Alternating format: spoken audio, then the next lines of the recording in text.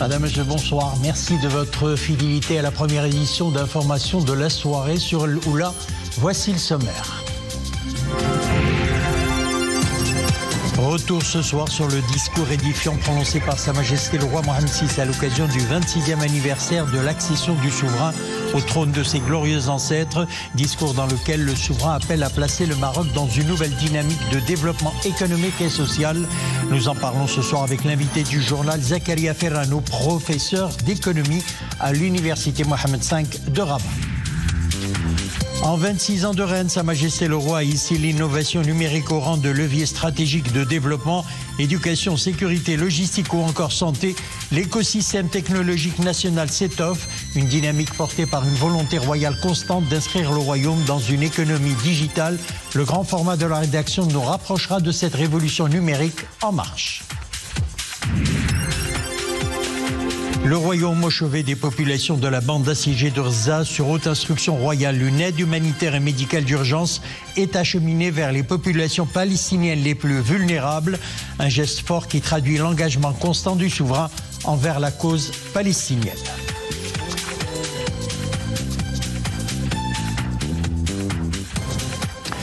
Placer le Maroc dans une nouvelle dynamique de développement économique et social, c'est l'un des principaux messages du discours prononcé par Sa Majesté le Roi à l'occasion du 26e anniversaire de l'accession du souverain au trône de ses glorieux ancêtres. Sa Majesté le Roi a dressé avec clarté un bilan du parcours de développement du Maroc, mettant l'accent sur la transformation structurelle de l'économie nationale au cours de la dernière décennie. Le souverain n'a pas manqué de souligner que les avancées enregistrées ne sont pas le fruit du hasard, mais bien le résultat d'une vision stratégique à long terme, d'options économiques et de stabilité politique et institutionnelle. Cela a permis au Maroc de se positionner comme un État émergent dans l'économie mondiale. Pour un décryptage de ce volet économique mis en lumière par Sa Majesté le Roi dans son discours, nous avons le plaisir d'accueillir sur le plateau Zakaria Ferrano, professeur d'économie à l'Université Mohammed V de Rabat. Professeur, bonsoir. Bonsoir. Alors, dans son discours, Sa Majesté le Roi a indiqué que malgré des années de sécheresse et des crises internationales, l'économie nationale a maintenu un taux de croissance conséquent et régulier. Concrètement, quels sont les facteurs qui ont contribué à cette régularité?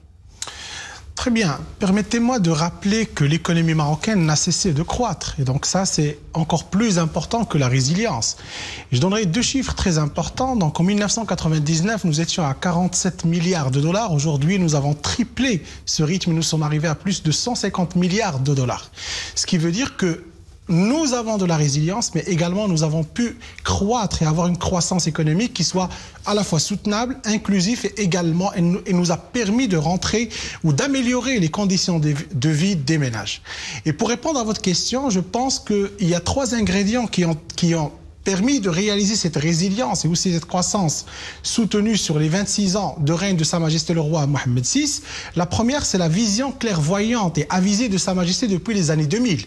Donc il y avait le lancement des plans sectoriaux qui ont été mis en place. On parle du plan d'accélération industrielle, du plan Maroc vert, etc. L'ensemble des plans, ils ont permis d'avoir ce qu'on appelle une vision un peu diversifiée, diversifiante de l'économie marocaine. C'est la première, ou je dirais c'est le premier facteur, c'est la vision royale avérée, et je dirais aussi avec une certaine vision stratégique sur le long terme, qui a permis d'asseoir cette croissance soutenable sur le long terme. Le deuxième facteur, c'est aussi je dirais une stratégie qui a été montée par notre auguste souverain, le roi Mohammed VI, et à travers l'investissement massif dans l'infrastructure. Aujourd'hui, si vous regardez le Maroc de 1999 et le Maroc de 2025, il y a un changement radical en matière d'infrastructure. Et je ne parle pas uniquement de l'infrastructure routière, des aéroports, je ne parle pas uniquement aussi des trains, des LGV, etc., mais je parle également de l'infrastructure industrielle. Le Maroc aujourd'hui, le Maroc de 2025, est doté de plus de 164 zones industrielles, ce qui veut dire qu'il y avait un investissement massif qui a été enclenché par la vision éclairée et claire de Sa Majesté le roi Mohammed VI. Le troisième facteur qui permet d'expliquer cette résilience, c'est également l'amélioration continue des deux facteurs de production. Le climat des affaires qui est très important pour l'attractivité des investissements et également pour asseoir, je dirais, cette vision du Maroc à l'international. Nous sommes améliorés sur le plan du climat des affaires et il n'est pas loin de l'indicateur qui décrivait un peu ce climat des affaires, ce qu'on appelle Doing Business, qui a démontré, malgré son élimination au plan international, qui a démontré que le climat des affaires, il s'est amélioré au niveau international pour le Maroc. Il y a le deuxième facteur que j'ai rappelé tout à l'heure, c'est les investissements massifs en matière de capital humain. Donc le capital humain marocain, il s'est développé. Nous sommes passés de 0,45 à 0,5, ça veut dire une amélioration qui nous a rapprochés au niveau international de la moyenne de qualification de la main-d'œuvre et aussi du capital humain international. Si on rajoute à ça un élément très important, c'est que le Maroc, lorsqu'on est tombé dans des situations critiques, je parle de la sécheresse sur 7 ans, je parle également de la Covid-19, je parle également de la crise inflationniste, il y avait aussi les réponses qui étaient très rapides de Sa Majesté le Roi. Et l'exemple parlant, c'est la Covid-19. Cette mutualisation des ressources, cette vision éclairée et claire de Sa Majesté pendant cette crise a permis de sortir rapidement des différentes crises par lesquelles nous sommes passés. Et je donnerai un indicateur pour confirmer. Aujourd'hui, le Maroc, en 2024, et d'après les derniers chiffres, nous sommes à un taux de croissance de 4,5% ou 4,2% si je prends le PIB global. Et donc cela est en deçà, ou je dirais c'est en dessous, avec un U, au-dessous de la moyenne internationale qui est de 3%. Alors, le souverain n'a pas manqué dans son discours de saluer ce vent de renouveau industriel donc qui souffle sur le Maroc avec à la clé des performances à l'export portées par des secteurs comme l'automobile ou encore l'aéronautique. Quelles sont les perspectives d'avenir de ces secteurs liés aux métiers mondiaux ? Très bien. Premièrement, aujourd'hui, les 5 secteurs qui représentent les métiers mondiaux à +2, ce qu'a rajouté le Maroc dans sa vision stratégique, qui a été également, je dirais, énoncé par Sa Majesté le roi Mohammed VI depuis les années 2005, nous sommes aujourd'hui à une situation qu'on peut qualifier que le secteur industriel est la locomotive de la croissance pour l'économie marocaine. Permettez-moi de donner un chiffre très parlant. Aujourd'hui, en 2024, nous sommes arrivés à 4,8% de croissance dans le PIB non agricole. Grâce à quoi ? Grâce au secteur industriel qui est déjà arrivé à une situation, je dirais, d'optimalité en termes de production et de productivité. Je prends un exemple, le secteur automobile aujourd'hui, il marque un chiffre d'affaires, ou je dirais un chiffre d'affaires ou une production de 157 milliards de dirhams. Lorsqu'on revient à 2005, on n'espérait pas arriver à ce seuil qui aujourd'hui représente un seuil très important par rapport aux exportations. Le secteur automobile a déjà dépassé le secteur du phosphate, a déjà dépassé tous les secteurs exportateurs et aujourd'hui c'est notre fleuron sur le plan international. Il y a également le secteur aéronautique qui représente un deuxième secteur phare et ça a été cité dans le discours du trône. Le secteur aéronautique est aujourd'hui à 3,7 milliards de dollars et nous sommes parmi les 20 pays les plus classés, je dirais les plus producteurs et productifs au niveau international. Et cela veut dire que notre investissement dans les métiers de demain, la vision qui était claire et éclairée de Sa Majesté le roi Mohammed VI commence à donner ses fruits et nous allons partir encore plus loin. Nous sommes à 24% du PIB qui vient du secteur industriel. Demain, dans 10 ans, notre objectif c'est d'arriver à 40%, ce qui va nous permettre de devenir un pays émergent de fait et de droit. Monsieur Ferrano, vous restez avec nous, nous allons revenir à vous. Autre secteur qui tire vers le haut la croissance économique au Maroc, les technologies de l'information et de la communication, notamment l'intelligence artificielle. En 26 ans de règne, Sa Majesté le Roi a hissé l'innovation au rang de levier stratégique de développement. Moteur industriel du pays, Casablanca est l'illustration pilote. La métropole héberge un concentré d'entreprises intelligentes où les technologies de pointe sont portées par les compétences locales, éducation, sécurité, logistique ou encore santé. L'écosystème technologique national s'étoffe, une dynamique portée par une volonté royale constante d'inscrire le royaume dans une économie digitale. Iman Ablou, Khalid Azdoul, Mohamed Laroui, Mehdi Chtaïvi et Nourdine Loubani. À elle seule, Casablanca, cœur névralgique de l'économie et de l'industrie du royaume, a réalisé un bond en avant dans le domaine du développement industriel et de l'innovation technologique, à la faveur d'une vision royale éclairée visant à faire du royaume un acteur clé dans l'économie mondiale en misant sur l'innovation, la diversification, le développement durable et le renforcement des capacités locales. Le 28 octobre 2023, Sa Majesté le Roi dessine les premiers contours de cette stratégie pour la promotion d'une industrie en phase avec les besoins de la société. Ce jour-là, le souverain préside la cérémonie de signature d'une convention de partenariat entre la Fondation Mohamed V pour la solidarité, le ministère de la Santé et de la Protection sociale et la société Médiotechnologie. Objectif, contribuer au lancement des unités médicales mobiles en milieu rural, l'illustration de l'innovation au service des citoyens. Un écosystème innovant développé par des ingénieurs et autres techniciens, bien de chez nous. احنا في السوسيتي اشتغلنا على بزاف د الحلول خاصه بالمطارات الموانئ الجمارك محطات الوقود الذكيه. Notre société développe des solutions dans plusieurs secteurs. Ports, aéroports, douanes, stations-service. Nous avons développé des systèmes basés sur l'intelligence artificielle pour améliorer le contrôle, renforcer la sécurité et faciliter la prise de décision en temps réel. Nous utilisons des modèles avancés basés sur l'analyse vidéo en fonction des projets. Cela va de la reconnaissance faciale à la vérification des plaques d'immatriculation des voitures. Nous avons également développé des solutions basées sur les systèmes embarqués.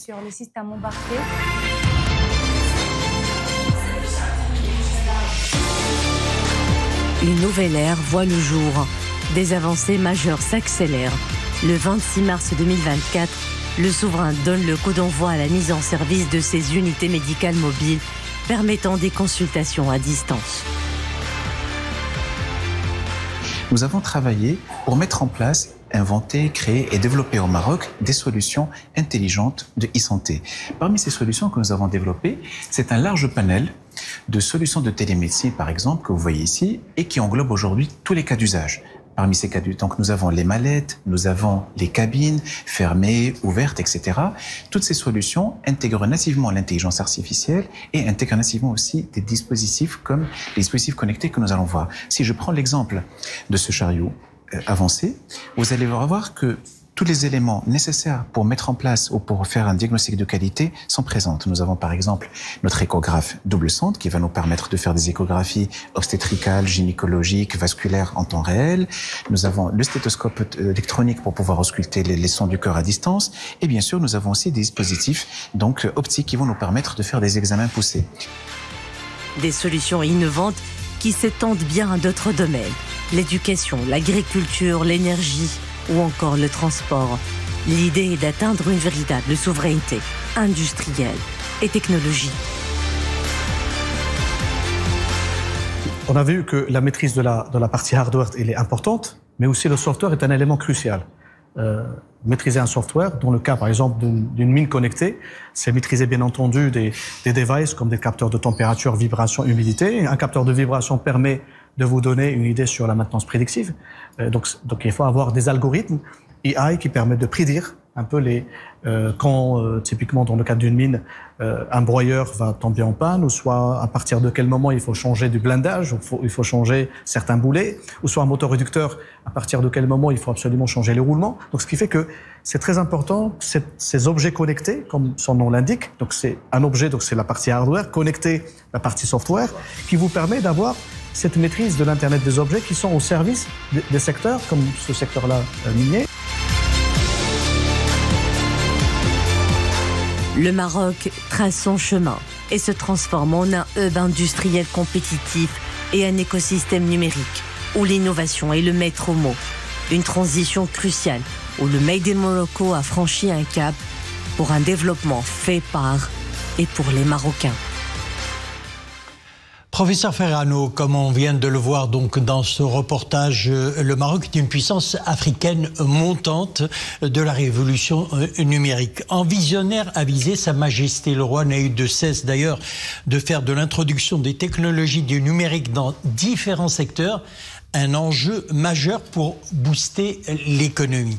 Alors quelles sont les opportunités qu'offre cette révolution et les défis qu'elle représente pour le marché marocain ?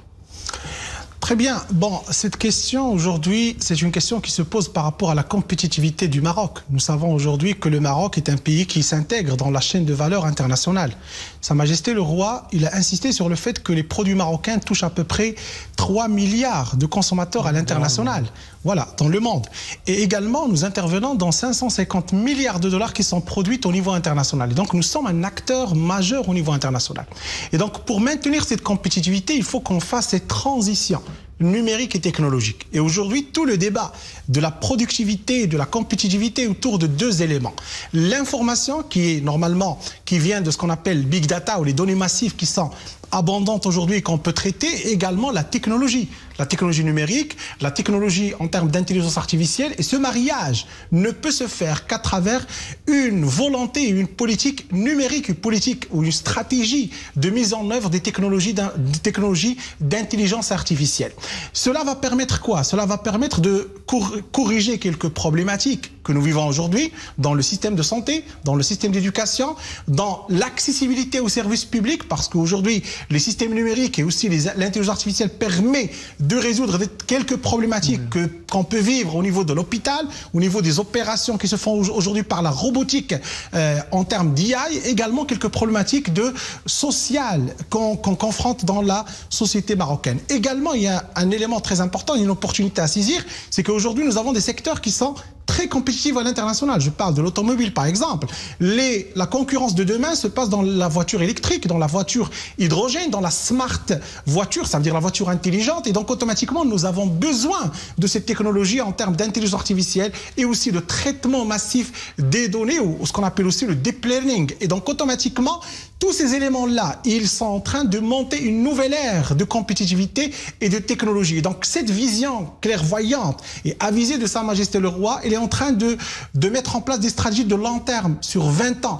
Et si on veut rester dans la concurrence internationale et on veut être pionnier toujours en Afrique, on l'est déjà, parce que dans le secteur industriel, le Maroc est classé premier. Et donc, si on veut maintenir cette position stratégique et avoir ces facteurs clés de succès dont, entre autres, nous avons la technologie et les systèmes d'information, il faudra investir massivement dans l'IA. Alors, M. Ferrano, dans son discours, Sa Majesté le Roi était franc, affirmant que cette performance économique, aussi importante soit-elle, demeurera incomplète si elle ne contribue pas à l'amélioration des conditions de vie donc des citoyens. Quelle lecture faites-vous de ce raisonnement très édifiant donc de Sa Majesté le Roi? Très bien. D'ores et déjà, je réponds à la question dans une première partie en disant que c'est le développement économique qu'a connu le Maroc et aussi la croissance qui a été générée, on en a bénéficié sur le plan social. Et ça a été cité par Sa Majesté le Roi Mohammed VI dans le discours du trône. Et donc nous avons une amélioration de la pauvreté multidimensionnelle qui s'est régressée par moitié. Et ça, c'est très important. Et c'est parmi les fruits de ce modèle de développement qui a été développé ou qui a été instauré depuis les années 2000. Et deuxièmement, 2014 et voilà, 2024. 2014-2024, mais moi je reviens plus parce que les stratégies ont été montées en 2002, 2003 et 2004. Et donc, deuxièmement, il y a un élément très important, c'est que nous nous sommes améliorés au niveau de l'indice de développement humain. Nous sommes passés à un niveau de 0,68, ce qui veut dire que nous sommes dans une amélioration continue de ce qu'on appelle les services publics qui sont octroyés. Mais là où le bas blesse, et c'est ce qui fait un peu, je dirais, qui dérange ce modèle de développement, c'est un peu le caractère, je dirais, territorial de cette croissance. Et donc, automatiquement, il y a, ça a été, je dirais, les instructions royales ont été données, il faut monter de nouvelles politiques économiques, de nouvelles politiques publiques qui soient à caractère territorial et qui permettent un peu de résorber cette inégalité territoriale qu'on observe au niveau de tous les territoires marocains. L'objectif final, c'est quoi? C'est qu'il faut qu'on ait une certaine démocratisation de la richesse et une nouvelle répartition de cette richesse, que ce soit entre le monde urbain, le monde rural ou aussi les régions montagnères. Monsieur Zekaria Ferrano, professeur d'économie à l'université Mohammed V de Rabat, merci pour cet éclairage. Merci à vous. Toujours dans la même veine, cette déclaration du président de la Banque africaine de développement, Adesina, qui a souligné que le Royaume du Maroc, sous la conduite de Sa Majesté le Roi Mohammed VI, s'affirme aujourd'hui comme une puissance émergente en Afrique grâce à des performances remarquables et des choix résolument modernes. Ajoutant que le Maroc, engagé dans une forte dynamique de transformation, surprend par la régularité et la cohérence de ses progrès tant économiques que sociaux, portés par les vastes chantiers de développement impulsés par Sa Majesté le Roi. Nos relations avec le Royaume ne cessent de se renforcer afin d'accompagner et de soutenir ces progrès pluriels au bénéfice du pays et du peuple marocain, conclut le président de la BAT. À l'international, Sa Majesté le Roi joue un rôle majeur dans la défense de la cause des droits du peuple palestinien. En sa qualité de président du comité Al-Quds, en témoigne l'aide humanitaire et médicale d'urgence envoyée sur très hautes instructions royales vers les populations de la bande assiégée de Gaza. Un geste de solidarité agissante hautement salué par toutes les composantes du peuple palestinien. Frère, reportage de nos envoyés spéciaux Abdelmjid El-Hallaoui et Amin Amouri. Le commentaire est signé Zakaria Moqimbil. Il est 7h20 heure locale hier matin quand le premier avion militaire marocain arrive à destination. À son bord, des aides médicales d'urgence envoyées sur hautes instructions royales au peuple palestinien. 180 tonnes d'aide humanitaire composées de denrées alimentaires de première nécessité, du lait et des produits spécialement destinés aux enfants, ainsi que des médicaments et du matériel chirurgical pour les populations de la bande de Gaza. Cette aide comprend en plus des couvertures, des tentes adaptées et d'autres équipements. Cette initiative royale reflète toute l'importance de la question palestinienne pour le Maroc et pour Sa Majesté le Roi Mohammed VI, président du comité Al-Quds. L'objectif étant de soutenir le peuple palestinien dans la crise humanitaire qu'il traverse et d'alléger les souffrances qui pèsent sur les populations civiles. Cette initiative royale est très appréciée par le peuple palestinien et ses dirigeants, notamment le président Mahmoud Abbas. Cette décision d'envoyer des aides humanitaires en Palestine est prise à l'occasion du 26e anniversaire et de l'accession de Sa Majesté le Roi au trône. Notre peuple affronte une nouvelle catastrophe à Gaza, une guerre de la faim et un génocide collectif commis par la colonisation israélienne. La réception des aides et leur acheminement parfois terrestre au point de distribution dans la bande de Gaza bénéficiera aux personnes qui en ont grand besoin. Ce mode de distribution ne causera pas de préjudice aux citoyens qui manquent des éléments les plus élémentaires de la vie digne, eau potable, médicaments de premier secours et équipements chirurgicaux. Par le passé, les aides marocaines aux Palestiniens avaient également intéressé le soutien scolaire numérique et la prise en charge d'un nombre d'enfants amputés pour des greffes de membres artificiels. 5 mois après le déclenchement des affrontements en octobre 2023, le Royaume avait déjà pris l'initiative d'envoyer des aides par voie terrestre. Sa Majesté le Roi avait aussi donné ses hautes instructions pour installer un hôpital de campagne médico-chirurgical à Gaza en 2018. Le soutien marocain à Gaza était constant tout au long des attaques israéliennes depuis plus de 20 mois. Plusieurs opérations de secours alimentaire et médical ont été initiées par le Royaume et par Sa Majesté le Roi en personne, afin de venir en aide aux citoyens de la bande de Gaza. Nous apprécions grandement ces efforts pour soutenir notre peuple. Cette nouvelle aide humanitaire marocaine s'inscrit dans le cadre de la solidarité agissante qui anime le Royaume, une initiative qui fait suite à plusieurs autres actions de solidarité, autant d'illustrations au soutien constant du Maroc à la cause palestinienne et au peuple palestinien frère. À présent, cet échec d'une tentative de trafic de drogue à Bab Sebta, un homme de 34 ans a été arrêté alors qu'il tentait d'introduire 54 000 comprimés psychotropes dissimulés dans des cavités spécialement aménagées dans la structure du véhicule.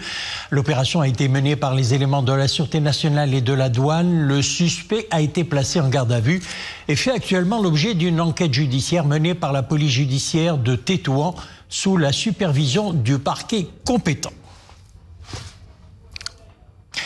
Et puis pour terminer, page météo et ce bulletin d'alerte émis par la Direction générale de la météorologie nationale. Le mercure sera en hausse à partir de demain et ce jusqu'à mercredi prochain. Les températures oscilleront entre 41 et 45 degrés dans plusieurs provinces du Royaume. Sont concernées les provinces de Sidi Qassam, Sidi Slimane, Khouribga, Stad, Qla'at Saragna, Marrakech, Moulay Yacoub, Taounet. Sont concernées également les provinces de Larache, Ouazen, Tata, Tinrir, Zagora, Hamna, Khmisset, Bni Mellel, Rachidia, Khnefra, Fez, Ibn Salah et Meknes.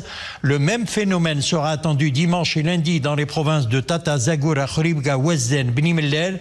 Sont concernées également les provinces de Ibn Salah, Meknes, El Hajib, Fez, Frou, Moulay Yacoub, Taounet et Taza. Cette même vague de chaleur touchera mardi et mercredi prochain les provinces de Rhamna, Qal'at Srarna, Zagora, Tata, Tel Oudent, Assazag, Smara, Ibn Salah et Bni Mellal.